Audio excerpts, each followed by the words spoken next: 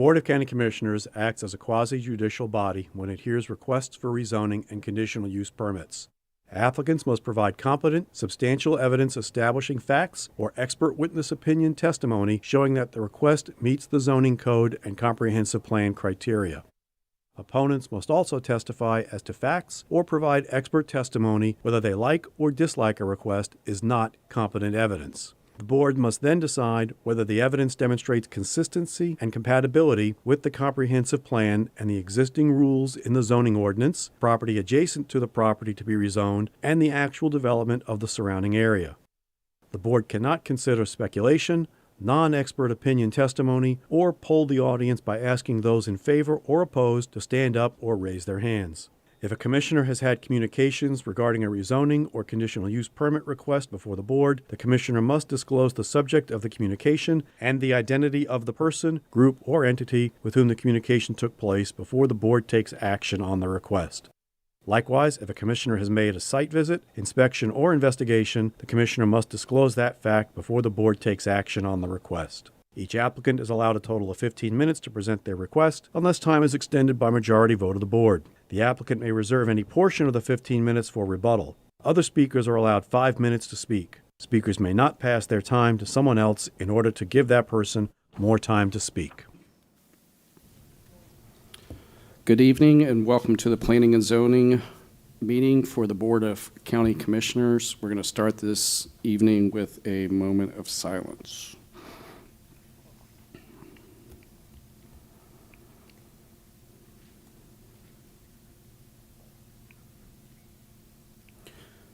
Thank you for that. We have a quorum. I'll call the meeting to order. Please join me in the Pledge of Allegiance. I pledge allegiance to the flag of the United States of America and to the republic for which it stands, one nation, under God, indivisible, with liberty and justice for all. All right, Commissioners. We do not have minutes to approve tonight. We don't have any resolutions, and I don't think we have a consent agenda. I don't think we have any G portion of the cards, right? So we're going to go right ahead. We're going to go to H4. I think we've got several items that we don't have cards for, so we can go through pretty quick, and then we'll come back to the main events. So on H4.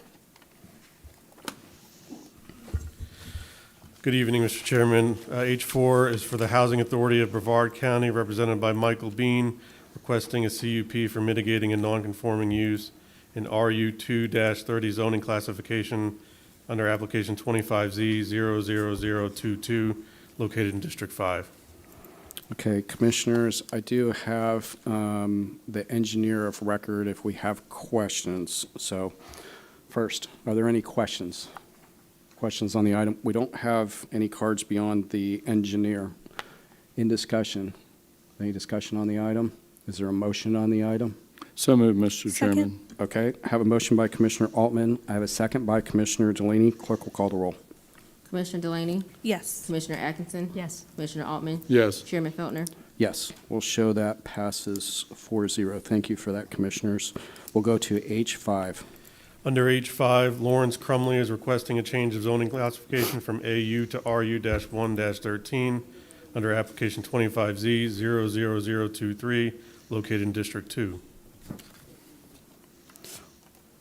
Okay, Commissioners, are there questions? I do have the applicant here. Are there questions for the applicant? No. I only have the card for the applicant. In discussion, is there any discussion on the item? Is there a motion on the item on H5? Motion to approve. Second. I have a motion by Commissioner Atkinson. I have a second by Commissioner Delaney. Clerk will call the roll. Commissioner Delaney? Yes. Commissioner Atkinson? Yes. Commissioner Altman? Yes. Chairman Feltner? Yes, we'll show that one passes 4-0. Thank you. Commissioners, we'll go on to H6. Under H6, Richard Brandon is requesting a change of zoning classification from GU to AU under application 25Z00030, located in District 1. Okay. Questions? Are there questions? No. We don't have any cards on this one. We're in discussion. Is there any Discussion on the item? I love making more ag land, and I'd like to make a motion to approve. Hold on one second. That's not an H6 card, is it? It is not. Okay. All right. Have a motion by Commissioner Delaney. Is there a second on H6? Second. We have a second by Commissioner Altman. Clerk will call the roll. Commissioner Delaney, Yes. Commissioner Atkinson. Yes. Commissioner Altman. Yes. Chairman Feltner. Yes, we'll show that one passes 4-0. Thank you, Commissioners. On H7. John McLeod requests a change of zoning classification from GU to SR under application 25Z 00031, located in District 5. We do have the applicant here if we need. Commissioners, are there questions? Are there questions? Okay, I only have a card for the applicant. Is there any discussion on the item? Is there a motion? I move approval. Okay. Second? Have a motion by Commissioner Altman, have a second by Commissioner Delaney. Clerk will call the roll. Commissioner Delaney, Yes. Commissioner Atkinson. Yes. Commissioner Altman. Yes. Chairman Feltner. Yes, we'll show that one passes 4-0. Thank you for that, Commissioners. Do we want to do the signed ordinance, or I guess we can come back to that. So, Kim, I told you I would split it with you. So let's do that. We'll go back to, let's go back to H1 then. Under H1, it's a request for the adoption of a petition to establish the Terra Lakes Community Development District. Developer is Gen Florida 48 LLC, located in District 5. All right. Are there questions? Sorry, Commissioners, are there questions? No? I have a Okay. question. Kim, are you on this one? Yep. Tell us your name, ma'am. I'm sorry, I have a few cards that I think are associated with it. Yes, sir. My name is Tucker Mackey. Okay, you're, I'm with QTAC Rock and represent the I wouldn't petition guess you office. were a Tucker. Oh, so, well, I okay. get that a lot. All right. Very good. Okay. Questions for the applicant? Commissioner Atkinson? Yes, I don't know if this is appropriate place for this question, but when I was going over this with staff, I'm learning, obviously, and we're talking about spine roads. Yes, ma'am. And I know that's not exactly what we're talking about here in this, but the spine roads, is that something that the county may be asked at some point to take care of, to be our responsibility in future? Great question. So to the extent familiarizing with the commissioners with community development districts, what we're here asking the commission for today is the establishment of a community development district for the provision of public infrastructure, including roadways within the district boundaries that would include both the internal roadways and the spine roadways themselves.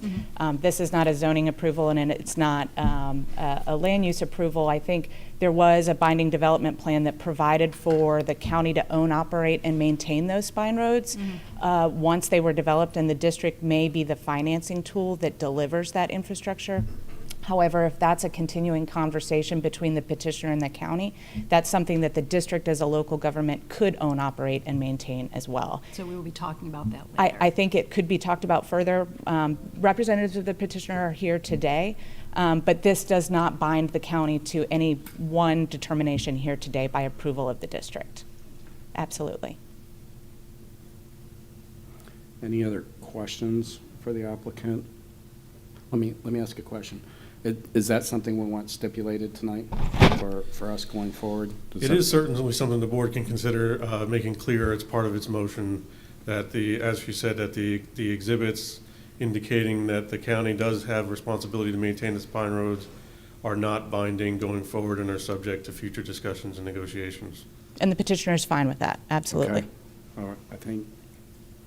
I'm thinking I would feel more comfortable with that myself. Okay. I didn't have any other cards except for the folks working on the project. Any other questions for applicant? Okay. Is there any discussion on the item? Commissioner Altman, sir. Yeah, I've met with the staff, and I have no problem with the CDD to help provide the infrastructure, but we would like to put some language in the CDD that would just make things more clear. Love to have the staff kind of read that into the record and fold that into my motion. It does not address the spine road, but if you felt that the spine road should be included in that, we could probably move that in. And if I could read it, I do think that the potential language would include discussion on the spine You road. think it So I'll would? read- Yep. Okay. So a potential motion would be to find that the petition meets all statutory requirements for the establishment of a CDD and to adopt the ordinance establishing the Terra Lake CDD with the specific understanding that any language contained in the petition which designates ownership or maintenance responsibilities are non-binding and shall not be used as a basis to argue that the board has consented to any obligations to construct or maintain any infrastructure identified in the petition, including but not limited to roadways. So that would include the spine. Absolutely. Okay, well, I'll make that a motion and then Clerk we to the approve board, and we're approve the good on request. all of that? Okay. Have a motion by Commissioner Altman with the language that Billy read for us. Have a second by Commissioner Atkinson. We'll call the roll on H1. Commissioner Delaney, Yes. Commissioner Atkinson, Yes. Commissioner Altman, Yes, Chairman Feltner. Yes, we'll show that passes 4-0. Thank you very much. Yes. thank you. All right. And we'll go on to H2. Mr. Chairman, H2 and H3 are companion applications. I'll read them together, though will require separate motions. H2, City Pointe Landfall LLC, represented by David Bassford and Kim Rosenka, requests a small-scale comprehensive plan amendment under application 24S.11 to change the future land designation from Res 1, Res 2, Res 4, and NC to CC and Res 4 under application 24SS0009 in District 1. And H3 is City Pointe Landfall LLC, represented by Ms. Rosenka, requests a change in zoning classification from EU and RP with an existing BDP to PUD with the removal of existing BDP under application 24 PUD 00003, located in District 1.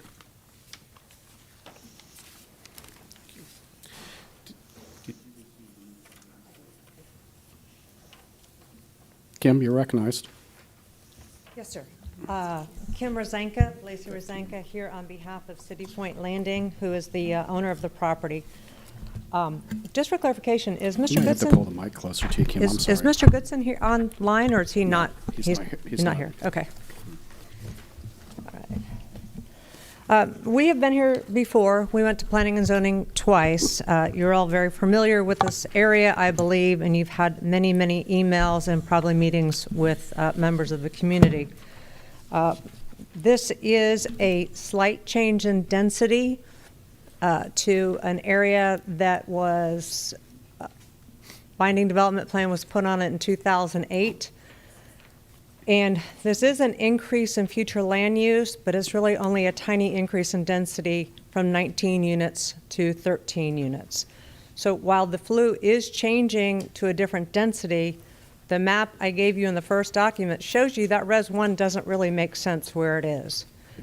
And I suggest to you that that was done back in 2008 because of the economy at the time.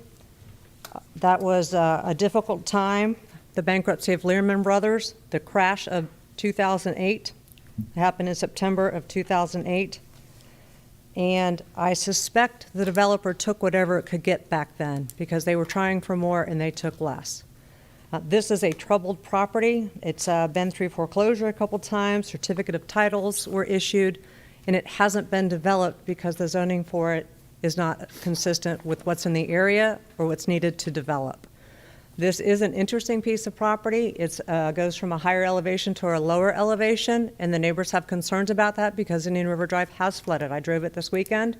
There was still some flooding last weekend from the weekend before's rain. But again, that road is a maintenance road by the county. It's not maintained by the developers, the owners, or anything else. If there are improvements or right-of-way dedication that has to be done, that will be done during the platting time period. But this is a troubled property. It's 17 years of non-development. I do want to address the Sudermans. They have been the most vocal. They do live nearby. And when I say that we thought we'd addressed everyone's concerns, we meant about the zoning, the PDP. We know they've had concerns about the flue, but what they don't recognize is that flue is limited by the PDP. The PDP is binding, both the narrative and the document before you. And when I say that we have tried to meet all of their requirements at both community meetings, the first community meeting, they were dead set against townhomes.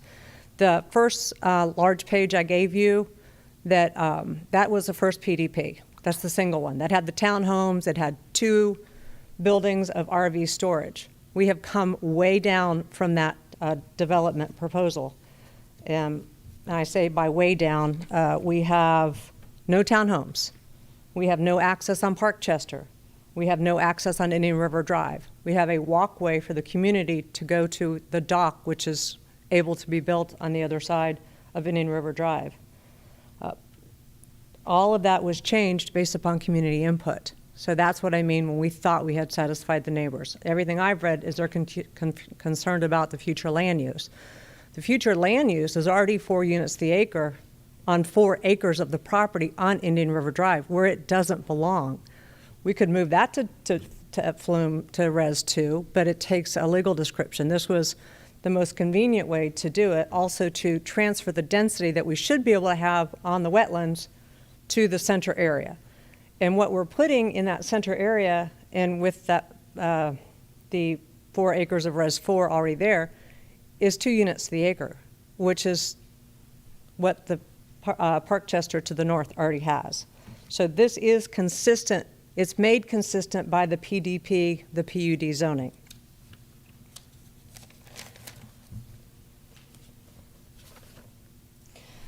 Also, I do want to put into the record, Res 4 is not high density. It's never been considered high density by anyone in this county or anyone in land development. In fact, if you look at your future land use code, you start with Res 30, and then you go all the way down to Res 10, which is a transition, Res 6, again, transition between higher and lower intensity uses, Res 4, an additional step down in density from the more urbanized. So it's not a high density, it's a misconception. I do also want to explain that the PUD can't just be changed willy-nilly. I know there's been some comments that a BDP can be changed. The PUD zoning starts with the PDP, and you get a tentative zoning. If a final development plan is not approved in 3 years, the zoning reverts back. And that is in the Land Development Code starting at section 621448. So if there's no final development plan, the PUD zoning is terminated. And yes, that does raise the issue with the Res 4, but the Res 4 of the wetlands is never going to be able to be developed. And they will have to come back to do anything else for zoning.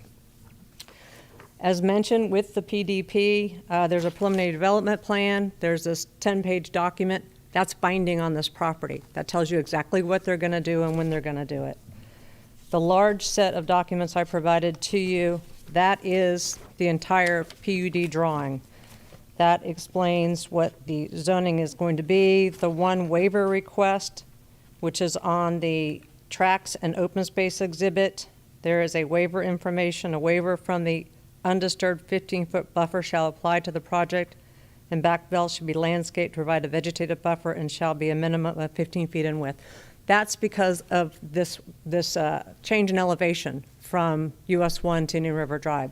So that's why that waiver is being requested. There will still be a 15-foot vegetative buffer. It just may not be in its natural state because of what they're going to have to do to the property to account for stormwater, to account for the building pads, and to maintain that wetland.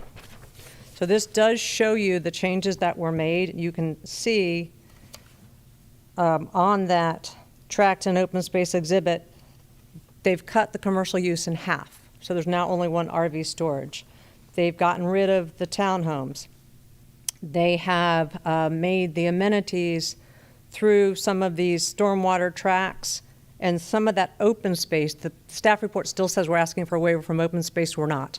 The boardwalk is going to be able to be the bike path as part of the open space where there is no stormwater ponds. So we do not need that. So what we're seeking is 23 homes on 10.94 acres. Currently, there's a Res 1 of 6.44 acres, there's a Res 2 of 0.47 acres, and a Res 4 of 4.2 acres. So To make that consistent, we went to Res 4. Again, the intent is not to put 54 units on here. The intent is to do exactly what the PDP says. Currently, the EU zoning is inconsistent with the Res 1 and the Res, well, I guess it can be in Res 4. The administrative policies and the staff report says that this is consistent with the character of the area. What is proposed, the size of the lots next to Parkchester are nearly identical. And the staff report does indeed say it is consistent. The PUD is to encourage planned residential range of residential types, as well as industrial, commercial, institutional uses. So this is a commercial on US 1 transitioning to single-family homes. There are no concurrency issues in traffic or schools. With the PDP, the lot sizes are compatible. The proposed uses are compatible. Proposed common open space is compatible. And the staff report does indeed support both the future land use and the change in zoning to PUD.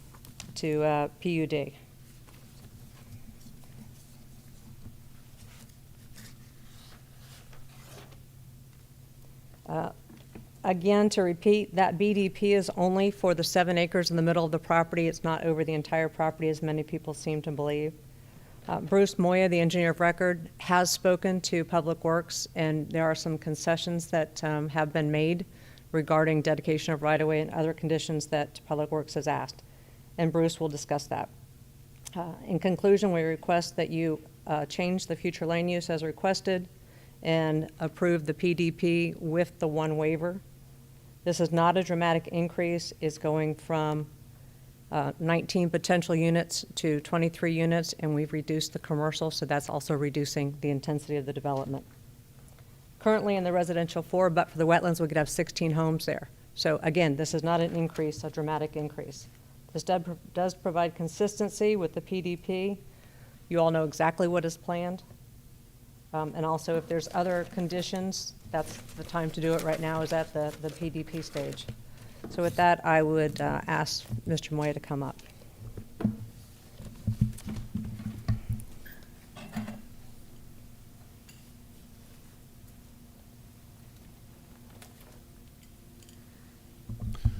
Good evening, County Commissioners.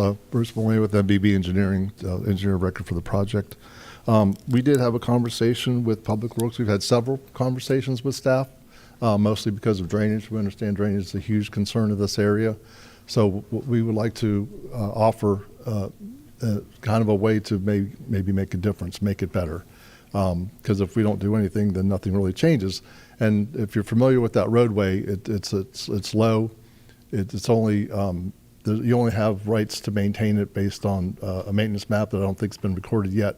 So we would like to go ahead and provide property to allow you guys to maintain it and do any future road projects that you might have in the works, which I think might be happening, since I understand there's a survey that's been done of that roadway from 528 all the way up to where it turns into US 1.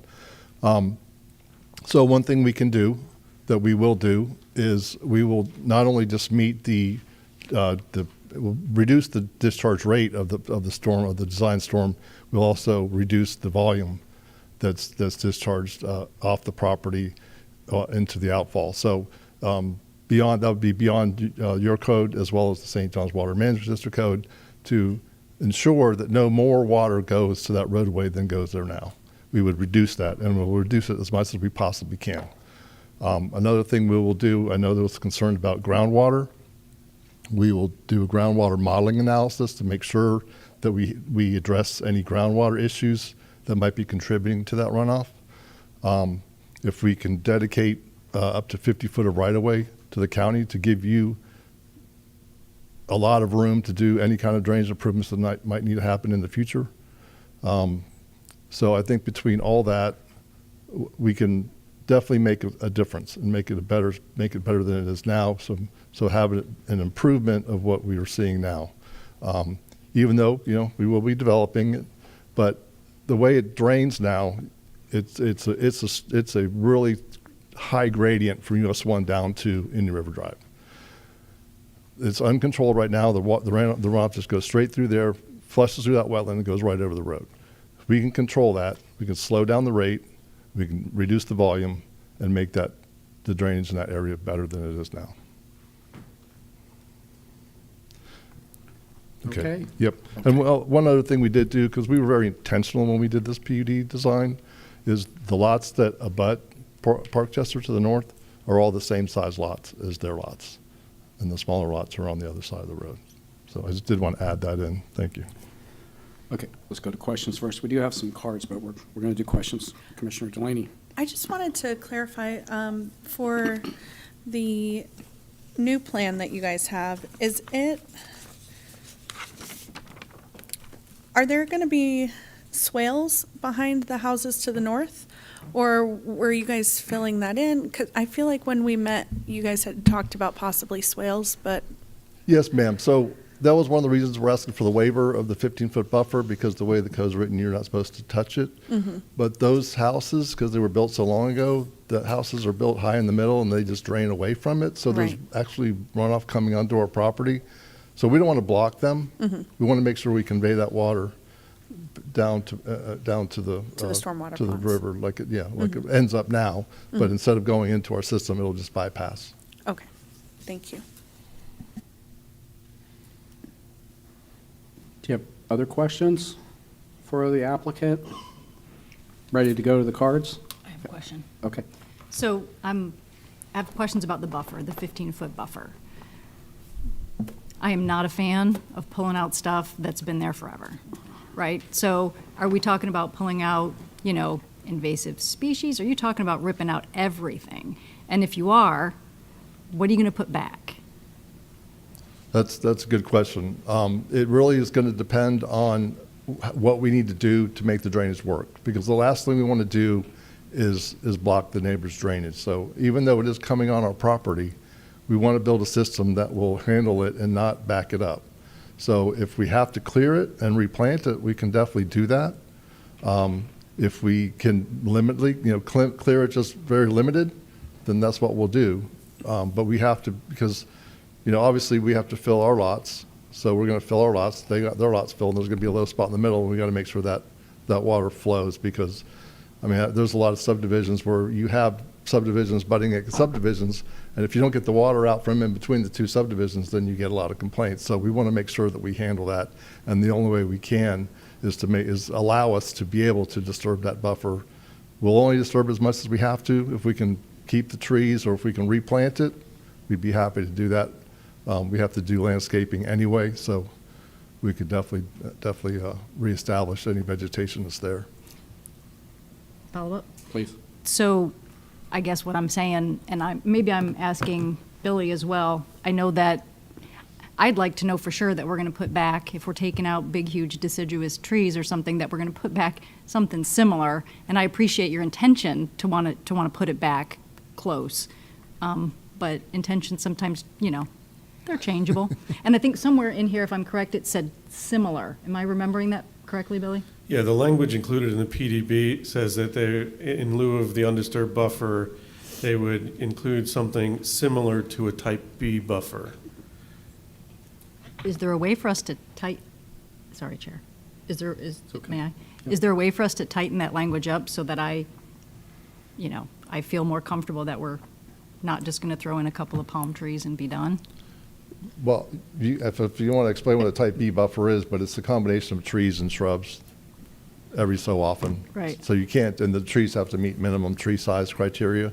You can't just throw in palm trees. Right. You have to throw in canopy trees. So and- similar means something. Right, if there are canopy trees out there now, we'd put canopy trees back. Well, I guess, could I clarify, would you be committing to meeting all of the type B buffer requirements? Because it says similar to type B buffer requirements. So you're committing to meeting all of those Yes. requirements? Sure. I would be Okay. happier with that. Thank you. Yep. Anything that Thanks. doesn't interfere with the drainage, as long as it doesn't interfere with the drainage. You have any follow-up question down there? Okay, want to go to the cards? All right. Okay. Sandra Kennedy. That's 5. That's 5.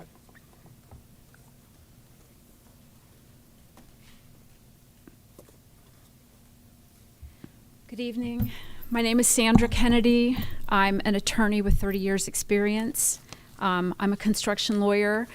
Litigating what happens to projects like this after they go south is what has kept me making a living for 30 years. I reside in this area. I'm opposed to the change in zoning. This zoning was not set because of the economy. It was set because of the many efforts of my neighbors to protect their area from flooding. We are being flooded out, and I think that you all are not familiar with what we are going through. It's been in the news lately. It's been on TV in Florida today. I didn't even have the benefit of seeing it, although I heard about it, so you may have missed it too. We had no wake zones on our road. The road has not been repaired or anything in the 7 years that I've lived there. It floods over from the Indian River Lagoon, and it floods down from US 1. We are being flooded out by FDOT. The ponds at 528, people don't understand this. In Florida, the elevation goes from south to north. So what is south of us comes north, and it gets into that ridge, that Coquina Ridge, and it fills up, and then it just it charges, and it just pours down the ridge, which is at least 75 feet, if not more. And every pond that you put at a high elevation daylights at the low elevation. It's not like it goes into some magic hole to the core of the earth. It daylights on Indian River Drive. These problems need to be solved before you even consider another development in our area. Building a single house has not as much impact as talking about increasing the density to Parkchester. That's a 1960s subdivision, and that's part of what's causing our problem. That coupled with FDOT recently saying that they're trying to restore the historical flow of the water from the west side of US 1 down to the lagoon. Well, to me, that sounds like it's a violation of federal law, but it's also flooding out people with existing property rights. You want people to sue? We are the ones who will sue, and there's a lot more of us than there are of them. There's only one of them. And I really dispute what they're saying because I attended those public meetings, and it was either Bruce Moya or someone with grayer hair acting like him who said, I asked him, I thought I threw him a softball. All we really want is to be assured that you're not going to increase the flooding in our area. He said, I can't do that. It would be $100,000 for us to do that engineering, and we're not going to do that engineering to find out about the flooding until we get approval to go forward. So this is what they're telling us. And then they come in here and they say something different. And I'm sorry, but I'm going to call out people who've come before the zoning board, attorneys, and said, oh, this project doesn't abut any residential land. This was a different project, same law firm, and it abuts my property. They came and they raised every single thing, and by that I mean flattened everything, and now I have absolutely no buffer from the commercial zone at all. It's all gone because of the misrepresentations of this law firm. So that's the law firm and the engineer making misrepresentations. Mr. Vic Watson, the attorney, another attorney in this firm, also acted like a member of the public, spoke before the public hearing on zoning and said, oh, I have basically no problem with this. Well, sure you don't, because your law firm is the one representing the developer trying to get this done. Okay. So they've also said that they have no responsibility for addressing hurricane conditions. So I gather that they're going to say anytime there is a flood on US 1, it was just caused by a hurricane. King tide happens twice a year, and it doesn't go away. There's not one day where it's king tide. It's still king tide out there. I have seen weeks with the hills flowing with water. Something needs to be done about it before we start thinking about, and why change the future land use map that was designed to prevent against this? What's the reason for expanding it? And right when we're at the worst of a crisis on Indian River Drive. We have City Point Road to get out, or we have to go all the way north to Blacks Road, and that area is usually flooded. I could go on and on. I wish I would get more time. There's a lot of reasons for you to deny this, and I'm begging you, deny them, please.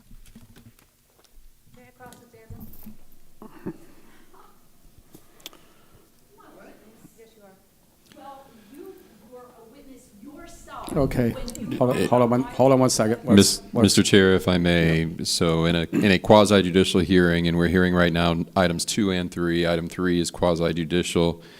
The applicant does have a right of cross-examination, should be reasonable and within the boundaries of what she testified to as to factual testimony.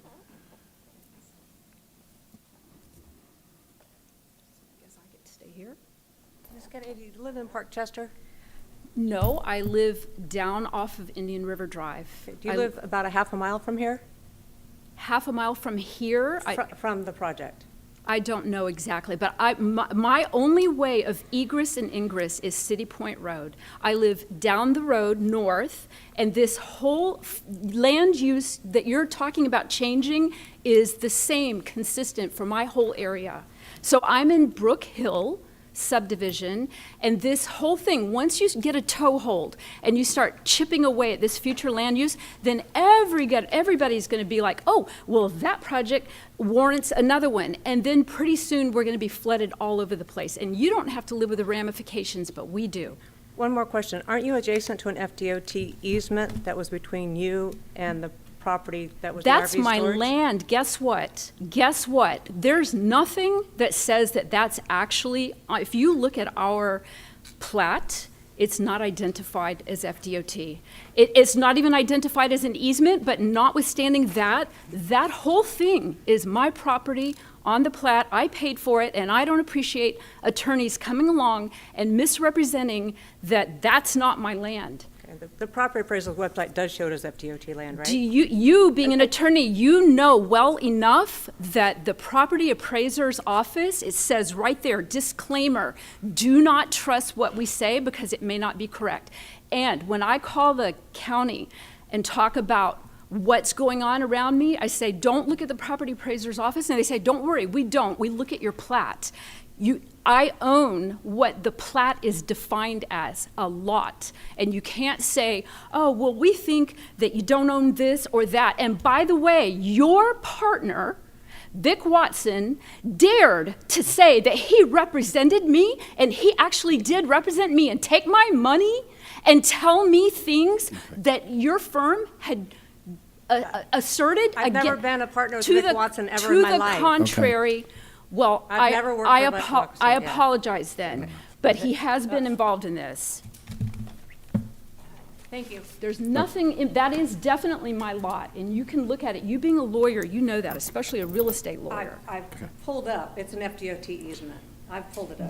There is a strip of land that goes right through the middle of my property, and it's an easement, and it goes right through the middle of my backyard, but that doesn't mean I don't own the Ms. land. Kennedy, part of our dilemma here is we don't pick up things in the microphone and what have you. I'm sorry.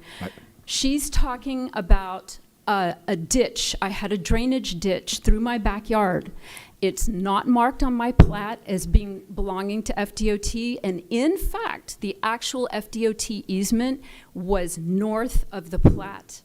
And they put the pipe through my backyard, but that does not mean I don't own the backyard. And she actually did misrepresent that project didn't abut a residential property when I got up and said it did, and I accepted it. I believe what she said. She gaslighted me. All right. Okay. Thank you, ma'am. Just for the record, to be clear, I'm sure there's a misunderstanding for whatever reason. Vic Watson is not affiliated with Ms. Rosanka's firm. He is, however, his law firm is located in the office that is just to the north of the commercial portion of the subject property. I apologize. I thought they were in the same law firm. Okay, I'm glad we clarified that. Okay. Mary Jean Duncan, ma'am.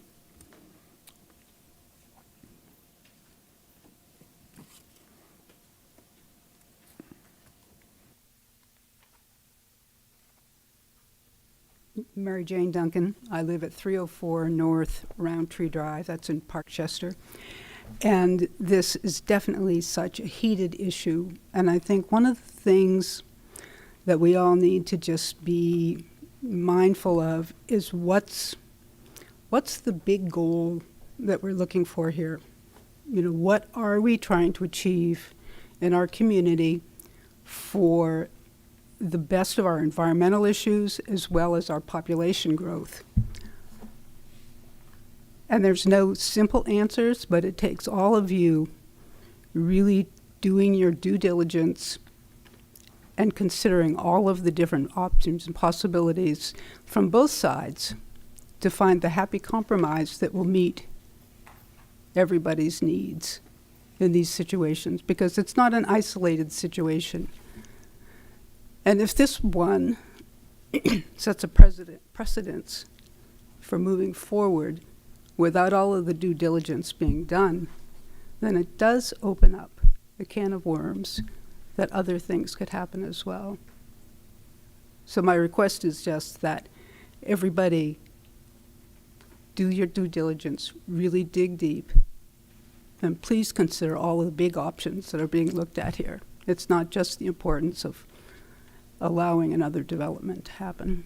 And we do appreciate all that has been done by the developers. However, it's a little like negotiations. They aim high and then they make it look like they've sacrificed a lot, when really they were just taking away what we had already established. So thank you. Thank you, ma'am. Bill Goer?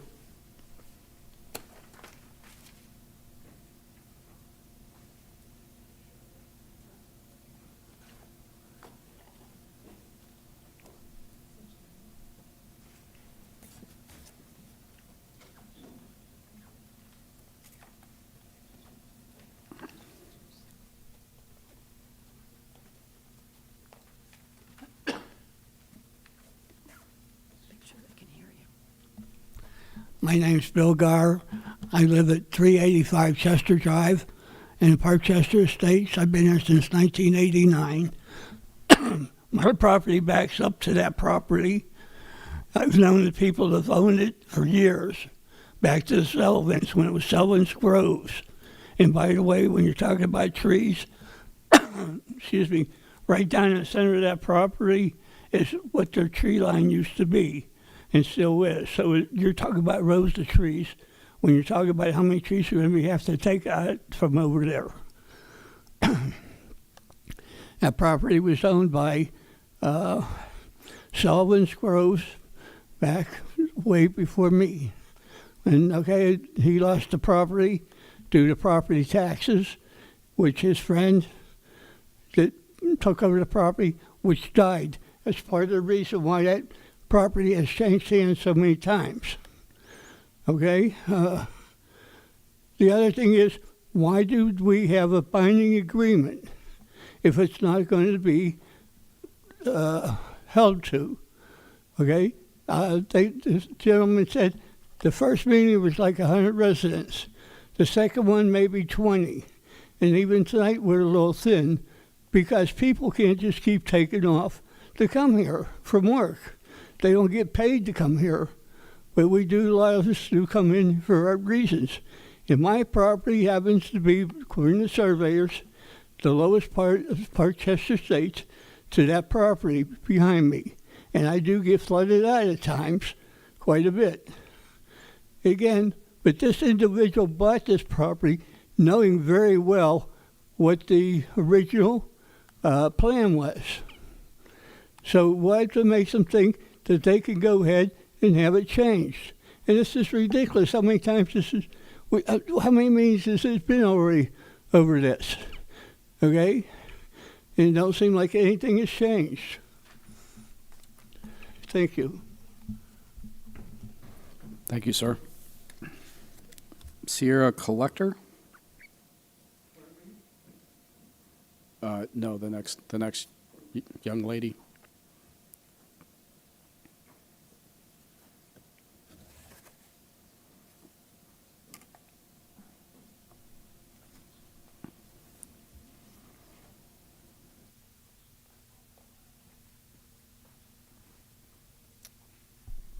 Hi, Sierra Collector, 383 Chester Drive. All right.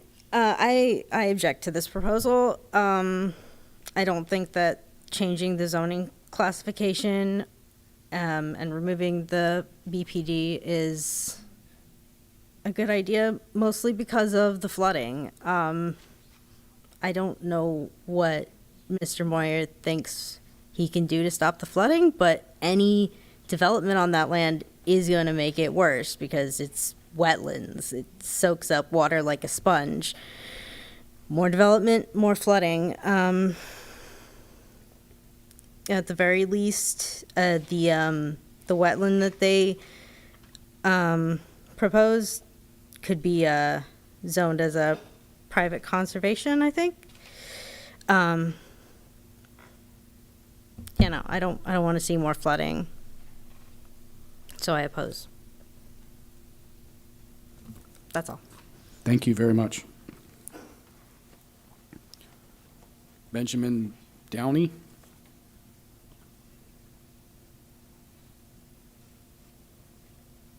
Where's it, Dowry?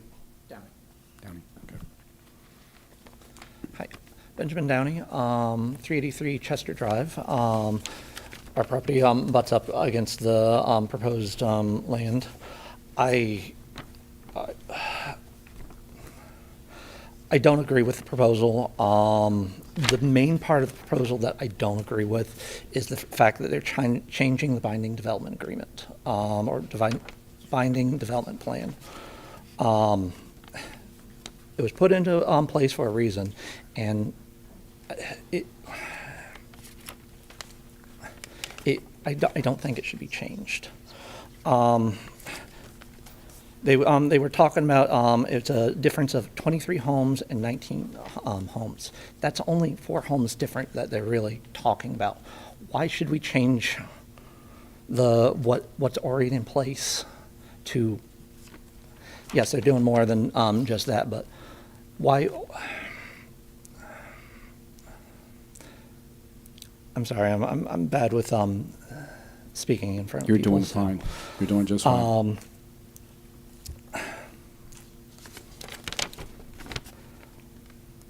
Long story short, I don't think it should be changed. It's already in place, and I don't care to see that being changed. So. Okay, sir. Thanks. Thank you.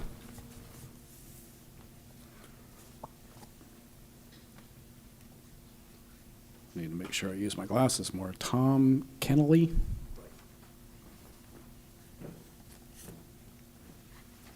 Good evening, Commissioners. Sir? Before I get started, since it's a quasi-judicial and I actually listened to the promo at the beginning, I am not an expert witness. Can I actually talk? You can talk. You can talk about things that you know, facts that you know, your familiarity with the neighborhood. You just can't render something that would require an expert opinion, like an engineering opinion or an appraisal opinion or something like that. Could I suggest that maybe in that intro you change it to say if you're a public speaker, a commenter, you're not held to that? If you're on the clock, you probably want to. I got time. The other thing I'd like to mention is I saw you got copies of the plan, right? I didn't get one. So I'd like to object right away and say we got to stop now because there's a new plan out there. We need to look at it. All right, so let me go forward. I got my 2 objections out there. I was really puzzled. I had other notes, but they want to move this to a Res 4, but they're building in Res 1, Res 2. There's something I don't get here. Well, let's make it all Res 4. Why? Okay, maybe an expert understands it. I don't. All right, so another thing I heard up here was, you know, Parkchester drains under that property. That property's probably just like it is up in Brook Hill, full of coquina. The coquina takes the water and filters it before it gets to Indian River Drive, as opposed to let's put a culvert down and run it right down the Indian River Lagoon and take everything with it. So I think we need to be very careful about how the water is taken off of that property. In general, in terms of just general Brevard development, you know, we talk about how bad our road is on Indian River Drive. It's a third world road right now. Public Works is good to come out and patch it, so let's not blame Public Works. I think they have a funding issue. They've got one asphalt truck for the whole county. They're going to take their asphalt truck when it dries out in Indian River Drive and spend 3 days on our road, where it could be, North Brevard probably needs it as well. So I think Public Works actually needs some funding. We're not a county that can grow when we don't fund Public Works. And no, I wasn't paid, given a sponsorship by Public Works. And finally, I'd like to say, you know, what happens to a deal is a deal. They bought the property with a certain zoning. Now, what can happen with developers, and I'm not going to say that this is going to happen, just as wild speculation. I get a great new zoning, now that property's worth more money. I can go sell it to somebody else. Guess what? We go through all this one more time. Is there a commitment that when these people get a new zoning, that they're actually going to be the developers? So I go back to a deal's a deal. Let's not change anything. Therefore, it's obvious that I disagree with any change that might occur. Thank you. Thank you, sir. Diane Burrows. And we'll make it easy for you. Greg Burrows afterward, okay?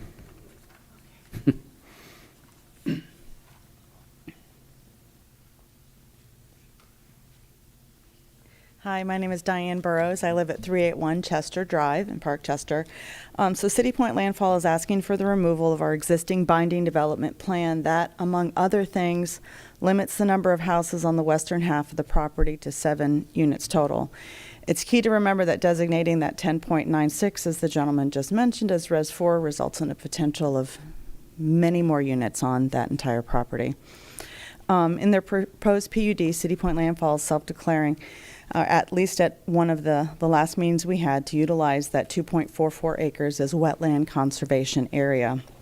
We do acknowledge and appreciate the fact that the developer made some concessions to address our concerns and redesign the project. However, our primary concern is that there is fundamental mismatch between the underlying basic future land use map designation of Res 4 and the proposed use of the 2.44 acre wetland tract as wetland conservation stormwater drainage repository, as well as the fact that the existing binding development agreement for this land has not been honored by the Planning Board and Zoning Board. We totally agree that this wetland, this is a wetland, and it's low and swampy and readily floods, as we have seen many times over, especially after these horrific rains these last couple of weeks. As such, its current designation of Res 4 is totally inappropriate. It should have a future land use map, if nothing else, of private conservation. But it's also, most importantly, to remember that we maintain this wetland as wetland no matter what transpires in the future. We are extremely worried about the absolute fact that a much higher housing development could go into this property, such as utilizing that entire 10.96 acres, and is resulting from any change. And just as our perceived certainty of the permanence of the existing binding development plan has turned out to be an illusion, we need the Commission to review the existing binding development plan and keep it the way it is. Thank you. Thank you.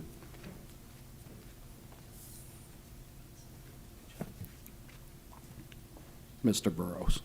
Yes. Hey, my name is Greg Burrows, and thank you all for your time here tonight. It means a lot to us as residents that you do this, and we appreciate you.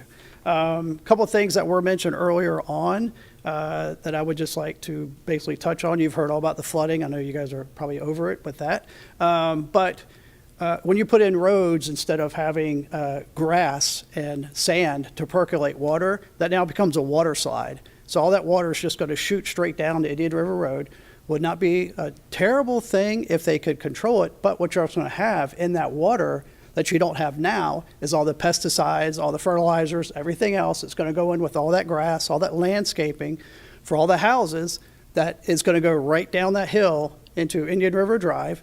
And they're asking you now to foot the bill to dig out a bunch of trees and grass and native plants and put stuff in that also has to be fertilized and pest controls. So that is not being done now. All that's going to go straight into the Indian River. We've only been residents here just under 6 years. We've done a couple of the river cleanups, and that's the biggest thing I hear from everybody is all the runoff that comes into it, and a lot of the complaints are from the fertilizers and the pest controls, that kind of thing. All I see is that just being, again, a water slide straight into the Indian River with you guys footing the bill to figure out a way to move that water off that road and not have it go straight in. The other thing was, we used to have, when we moved into that neighborhood in Parkchester, we used to have a turn lane so we could get into our neighborhood. Now we don't. The city has engineered it, so now it's a merge lane from 3 lanes down into 2 with a stoplight right there. If you polled our neighborhood, you'd probably find that almost everybody in that residence has almost been rear-ended from a high-speed driver coming off of that stoplight by 520 and trying to beat the traffic to cut in into the other 2 lanes. If you're pulling campers and RVs in and out of that area, what's going to happen then? What happens when a camper and RV pulls out in front of 3 cars flying to beat the light, and now you've got a fatality right there on that road? It happens. We've got a new stoplight just past or just north of our subdivision, but unless they put a stoplight right at that entrance, what's going to stop that from being a fatality? Thank you for your time and your service. Thank you, sir. Beverly Suderman? And then James after you.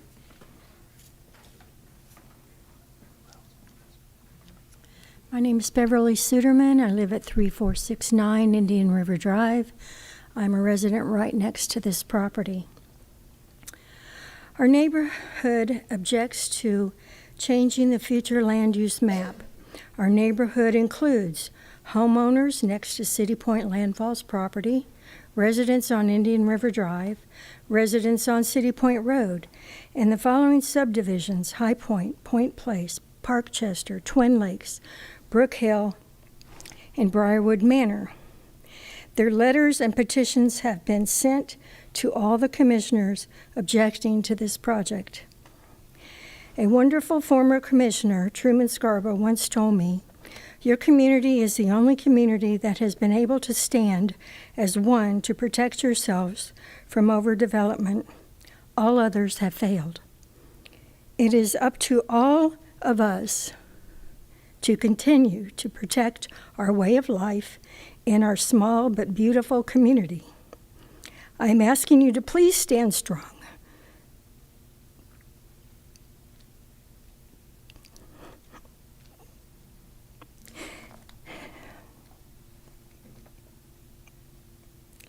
To protect our way of life. Please stand strong to help protect our way of life.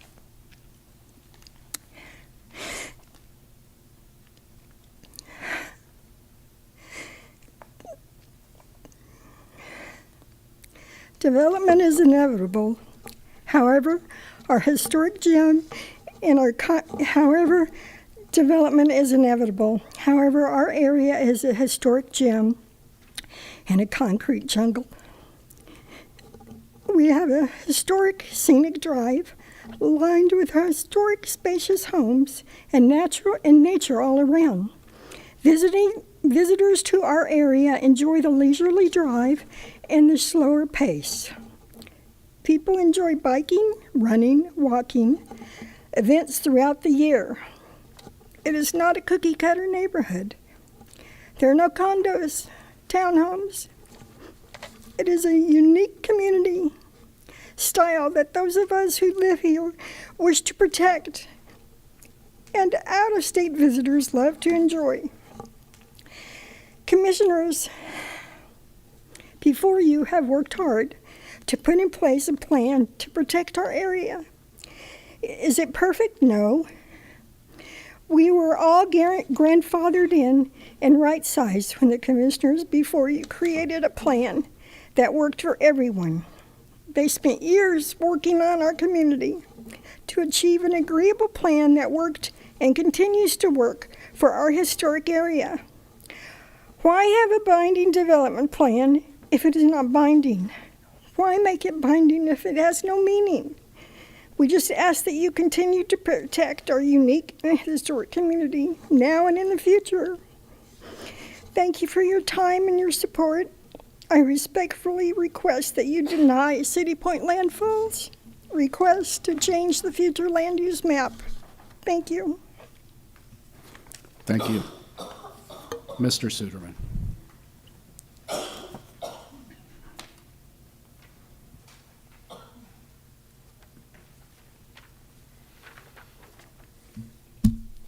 My name is James Suderman, and I also live at 3469 Indian River Drive, right to the south of this proposed development. We've lived there for 30 years. We continue to object to City Pointe Landfall's request to amend the underlying future land use map to Res 4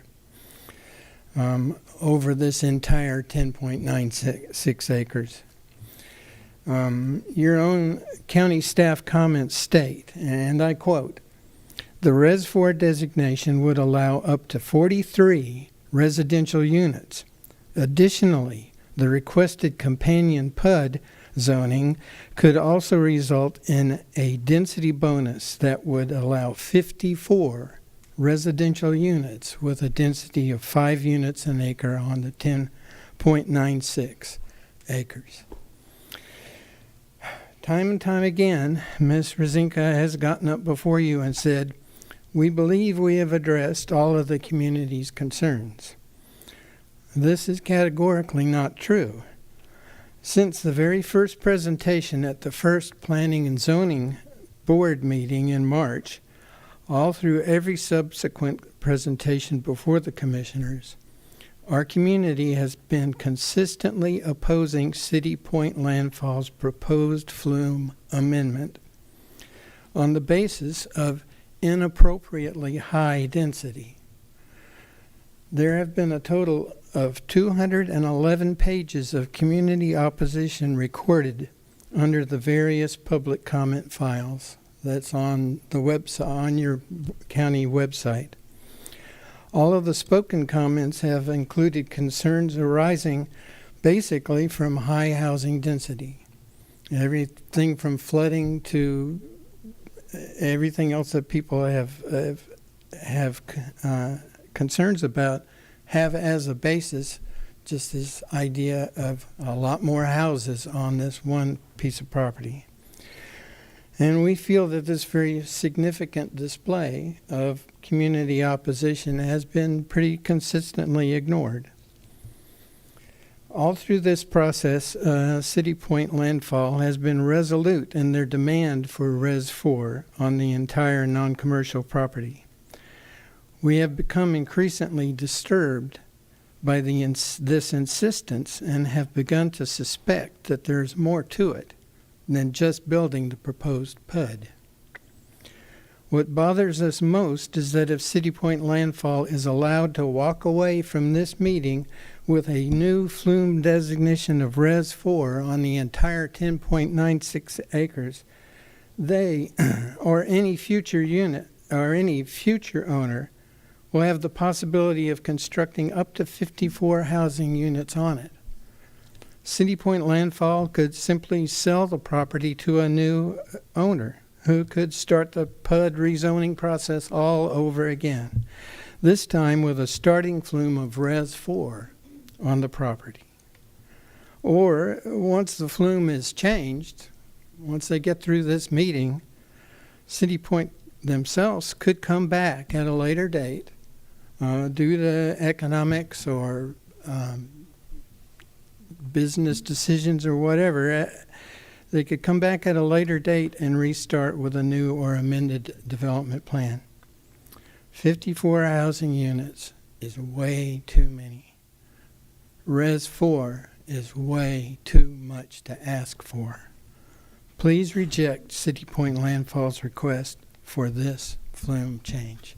Thank you very much. Thank you. Commissioners, that's the last of the cards. Do we have follow-up questions? Okay. Thank you. I apologize for my outburst earlier. I did not mean to offend you or Ms. Kennedy. I do disagree with her interpretation of her land and what that is. It is a drainage tract on her plat. She lives 3,100 miles to the north of here, and there is indeed a right-of-way owned by someone, I thought it was FDOT, in a triangle piece to the north of her. So there's more to what she says than it's on her property. Regardless, I asked you to go back to this future land use map. I want to address the Sudermans again. The Sudermans are right here, next to the little Res 2. They are currently Res 4. They could put 4 units to the acre there. They have 1 home. They don't intend to do that. But they have Res 4. To the north is the property at issue. It's already Res 4. We're only asking for 7 acres of future land use change. Part of it's that little Res 2. And the reason we have to do that, and I'm sorry they're disturbed by it, but that's what your comprehensive plan requires. We don't have a choice. Because this Res 1 only allows 1 unit to the acre no matter what the zoning is. So in order to spread our density to get 23 units instead of the 19 we could now, we have to change that Res 1. So in theory, yeah, we could change that to Res 4 and change the Res 4 to Res 2, and we can agree to do that. We can't put it in public conservation easement because it's not large enough. Your staff has looked at that. We've discussed it. So we can't. We have agreed to put it in a conservation tract. That's what's on the PDP, and we're bound to that PDP unless we come back to you. So there's no subterfuge here. It's the law. We have to do it. We've talked with Mr. Prasad many times about how we might be able to do it, but we can't put more density on the future land use than the future land use allows. So that Res 1, you can only have 1 unit to the acre, even if it's EU zoning, which it currently is. Also, too, if you look, this is all Res 1. This is community commercial. This is Res 4. This is all Res 4. This is more commercial. So there is a very big mix here. We're not next to other Res 1 to much extent, except just to the south of us. So again, to be clear, the Res 4 is limited by the PDP and the PUD zoning. We would be willing, if we can work this out with Mr. Richardson, a way to do an agreement that should this PDP zoning never be approved as presented to you now, that we would agree to administrative go back to Res 1. We would do that in a binding agreement of some sort that recorded. So they could be sure that there was no substitute shares. And I just came up with this because this is what they intend to do. They're not intending to put 54 homes there. You couldn't put 54 homes there. So if there's a way to make you all sure that we're going to do this PDP by an agreement, we're willing to do that. Again, the homes on the PDP to the north are the same size as the Parkchester homes. All this slide-off water has to be treated. It's not treated now. It will be treated once we go through this engineering process. Your engineering staff will review everything. The engineering staff will review the tree removal plan and the landscape plan. Everything will go through your staff. Regarding the new plan, that plan has been in the agenda record for a long time. I apologize, it's on Legistar, but that plan has been in the city records, or the county records, and there's nothing new that I've presented to you that's not already in the county records and in Legistar.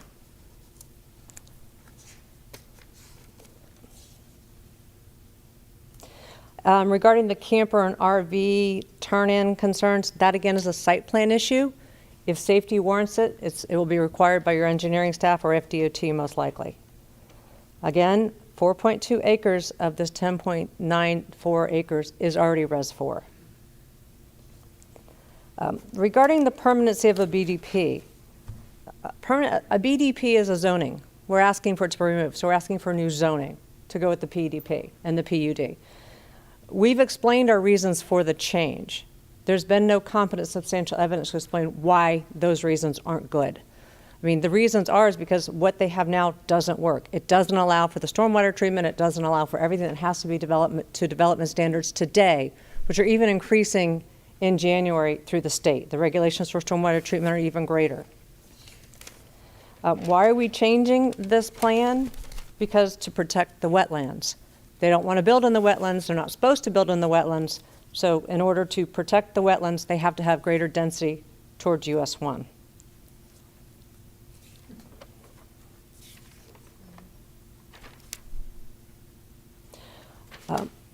To repeat, there's no access from this project to Indian River Drive. So, and with that, again, if you have questions, happy to answer them. If you have any questions, engineering questions, the only engineer that's testified is Mr. Moya. And he has testified that it meets stormwater, or will meet stormwater requirements. Do we have follow-up questions for the applicant? Commissioner Altman, sir. I notice on the map of this area, there's a title, City Point Cemetery. I know we haven't talked about the cemetery. I'd like to hear about that. And I notice on your site plan, you show It's not on our property. We don't know anything about it. We don't know how they access it. I believe it's accessed by the property owner to our south who spoke at one of these meetings. We don't know anything about it, but I presume we're going to have to do a special survey to make sure there aren't any bodies on our property. I apologize, that was rude, but that's what we've had to do on other near cemeteries. I wasn't finished with my question. Yeah. I wanted. Sorry. That's okay. So I noticed you have a City Point Cemetery point, and it looks like it's a little bit south of you. But I noticed on your site plan you have a little square area that's basically called a landscape. You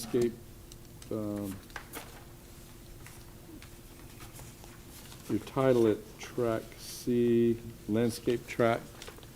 It looks like it's real close proximity to the cemetery. I wonder if that's what it's there for. That's a required subdivision buffer of 15 feet around the entire subdivision. That's what that's for. No, it's just a square area right near the cul-de-sac that's titled. I think that's where the lift station's going. Oh, that's Yeah. for the lift station? Yeah. Okay, Or would go if it's approved. okay. I was just curious if it was related to the cemetery. It did look to me like the cemetery was off your property. It is, sir. Another question I have, if I may, Mr. Chairman. I know there's been a lot of talk about the RU24. You're basically a little bit over 14 acres, but you're talking about 23 units. So what would be the effective density of your project? 2 units to the acre. 2 units per acre. Okay. Other questions for the applicant? Right, follow-up questions? No? Okay. Thank you. Very much. Okay. Can I cross-examine?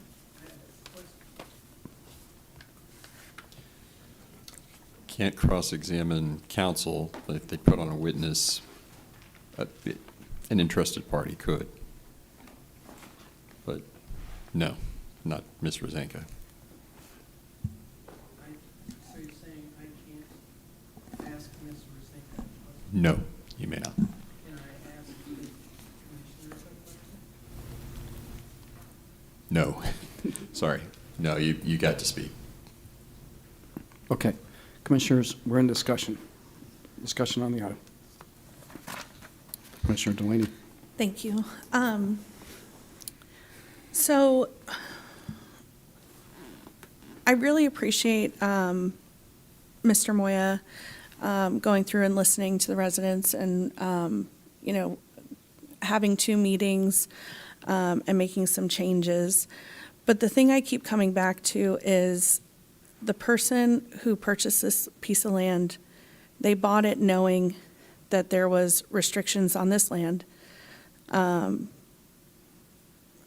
The research that I've done regarding how that came about, basically, the commissioner before, not directly before me, but who was sitting in my seat back then, they worked extremely hard with our staff, with the property owner, with the community at the time, and this was a compromise. This was a strong compromise that everybody agreed to at that point. And I don't think it's right or fair to our residents to go back on our word, especially when there's severe issues going on in the community. This community has come out over and over and over again. 211 pages of emails, 54 emails in total, countless public comments. So many people showed up to the first community meeting, the second community meeting. Even though there was less people, it was still the same sentiments. It was kind of heated. While people were, glad that some changes were made, they still were extremely uncomfortable with the whole situation. Our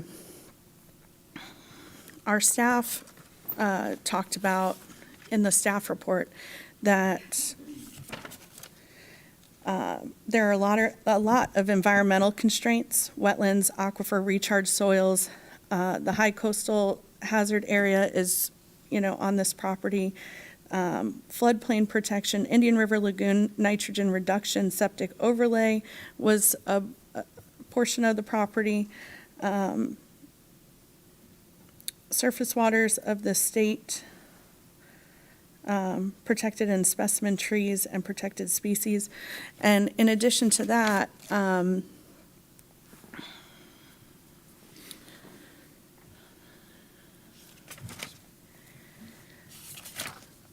there was Florida state statute talks about the coastal high hazard area and how we should not be increasing density.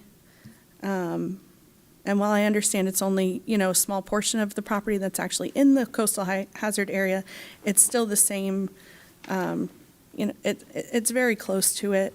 And it says the parcel may be susceptible to nuisance flooding.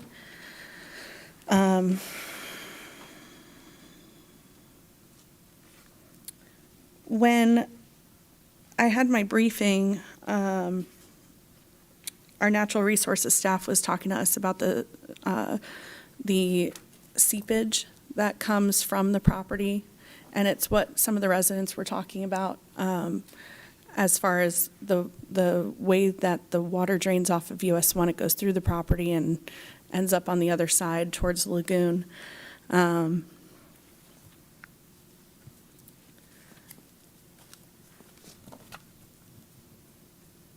I think that it's a fair statement to say that if somebody wanted to develop a piece of property and they knew what they were buying, why should everybody else suffer when this person made a conscious decision? Nobody pulled the wool over their eyes.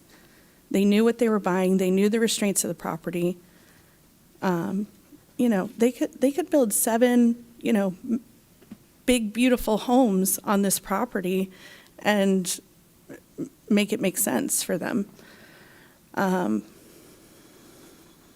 which I'm sure the neighbors would love because all their property values would go up. I'm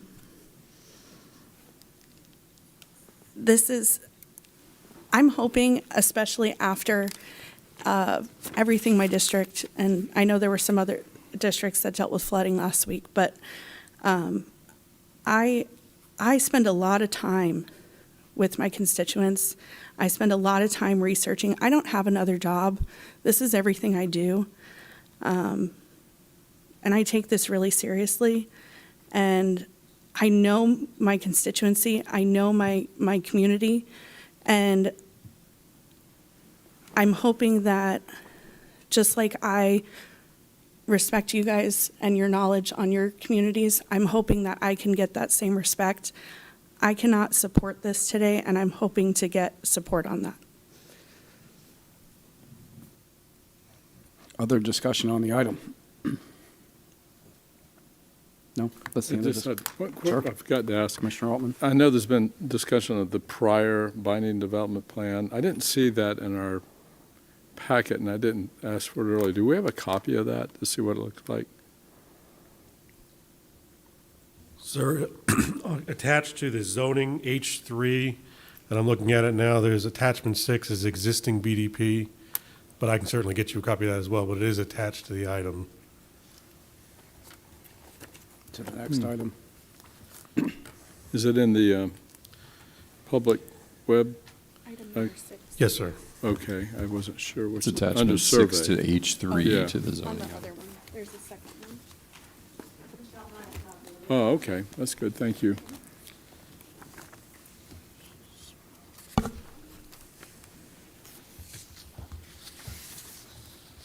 Do we want to take a 3-minute break so you can review that? Yeah. Want to take a 5-minute break? Can we do that, everybody? Let's take 5 minutes. Let's be back at 6:25.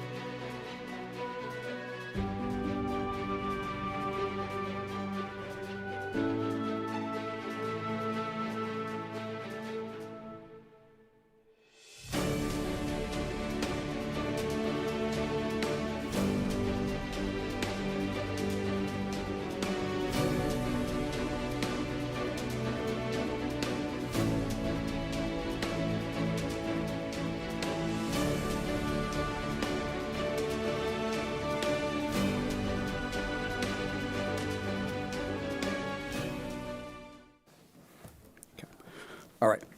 We're still in discussion. Commissioner Altman, you had some time, sir, to look at the prior BDP. Do you have further questions on that? I do not. Thank Okay. you. Thank you. Anything else in discussion? No I have a Okay. procedural question. Okay, sir. I know we're quasi-judicial, just so, I know we cross that bridge when it comes, but if there's a tie vote, since we're 4-4, does that mean failure? Does it mean a continuance? Do we know? Well, there are a few things. First of all, you are quasi-judicial and you're not. So for the future land use map request, you're really legislative. That's a Okay. legislative action. For the second item, the zoning item, you're quasi-judicial, first of all. But in these circumstances, because either way, you're talking about an application for a development permit, and statutes require the county to act on applications for development permits. So I've always been concerned that if you just have a deadlock, Robert's rules says if you're required to make an affirmative vote on something, and if it doesn't pass affirmatively, it fails. To me, in a land use or zoning request, I think you need, a majority denial to move forward. You either need to approve it or deny it. So if there is a deadlock, my suggestion would be to continue it until you have a full board. Okay. But only if That's you helpful. get to a deadlock that you can't Okay. break. Thank you. I think I remember that the prior board, there was a motion on an item, and we didn't have the fifth commissioner at that point. And I think the applicant was starting to walk out thinking that we had passed the item. But since it was 2-2, the item did not pass, is my recollection. But I think that's because they made a motion to approve, to your point, right? Right, that motion failed, yeah, and then what we would need is. So an if there was a alternative motion to deny tonight, and that was 2-2. Then that motion would fail, and you'd have to entertain another motion, and eventually either approve it or deny it or continue it until you have a full board.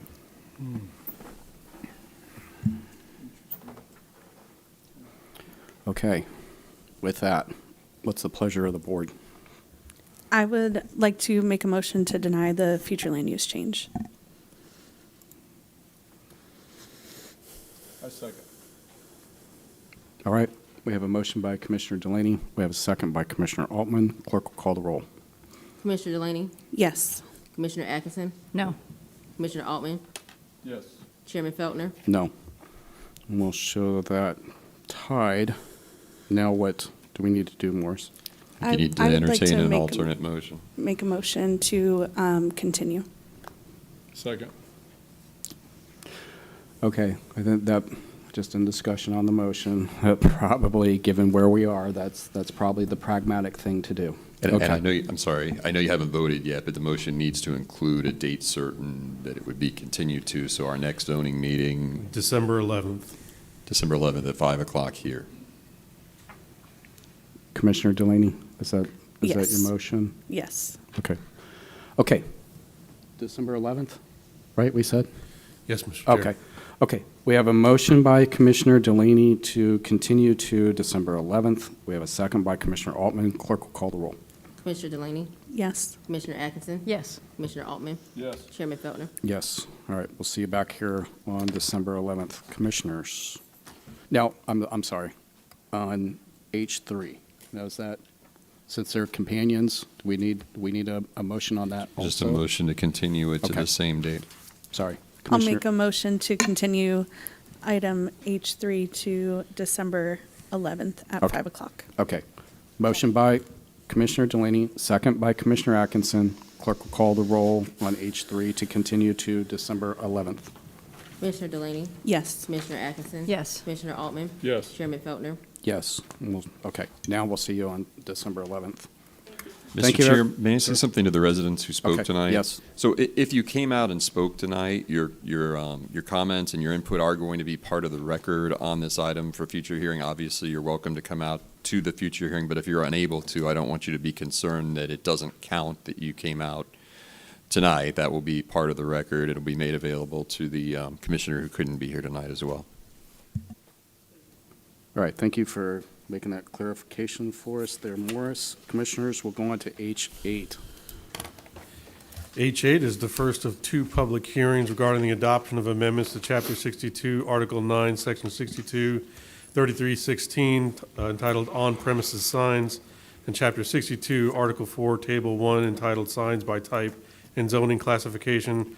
This is done in order to allow community development districts to have specified signage for parks within certain zoning classifications.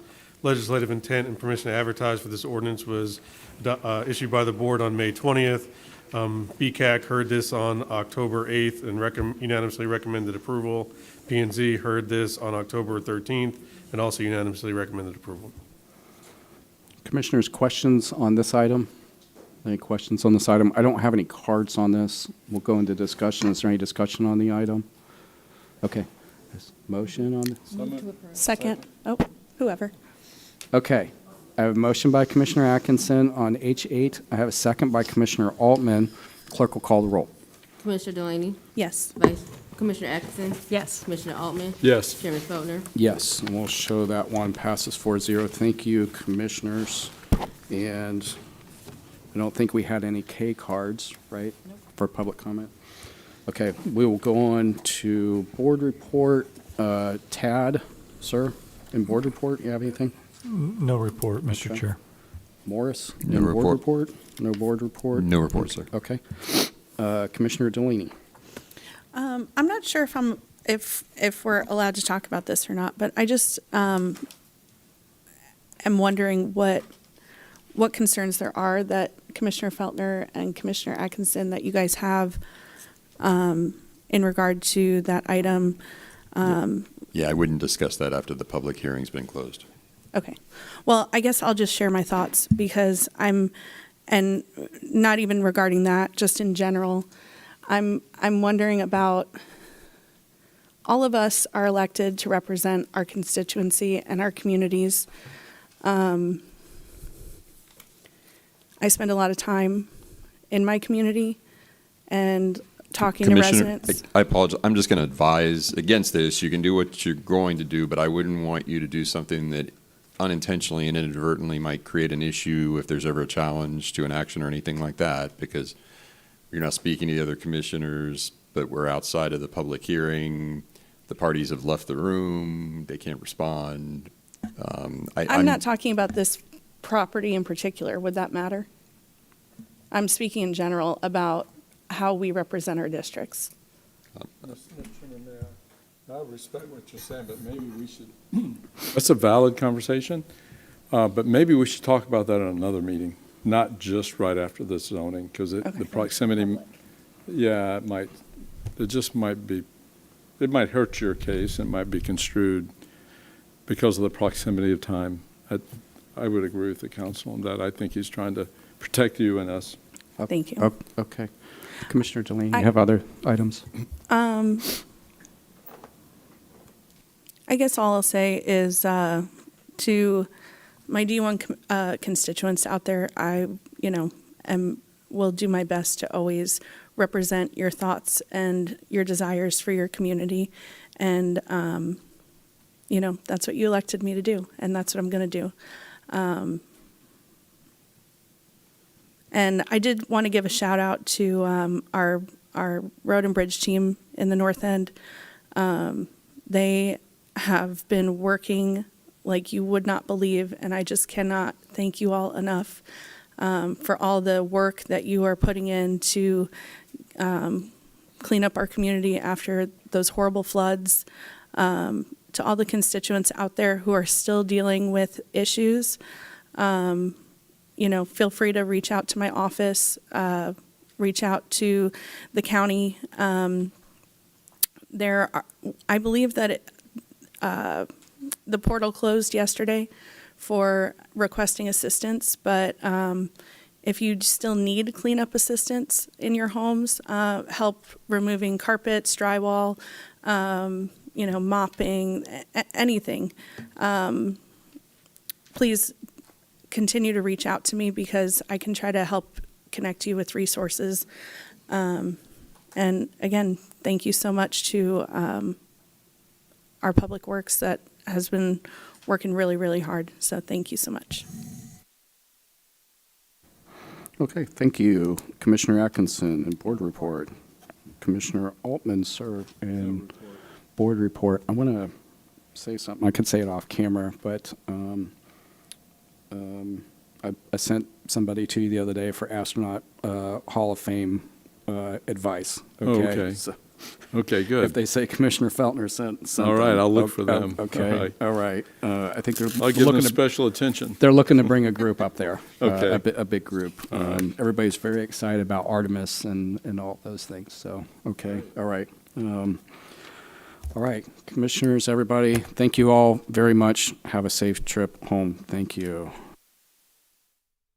The opinions expressed by any member of the public during any period of public comment do not necessarily reflect the views or opinions of the Board of County Commissioners of Brevard County, Florida, Space Coast Government Television, or the program sponsor, and are solely those of the presenter. The Board of County Commissioners of Brevard County, Florida, Space Coast Government Television, and the program sponsor hereby expressly disclaim any and all responsibility or liability for any defamatory or slanderous statements expressed by any member of the public during any such period.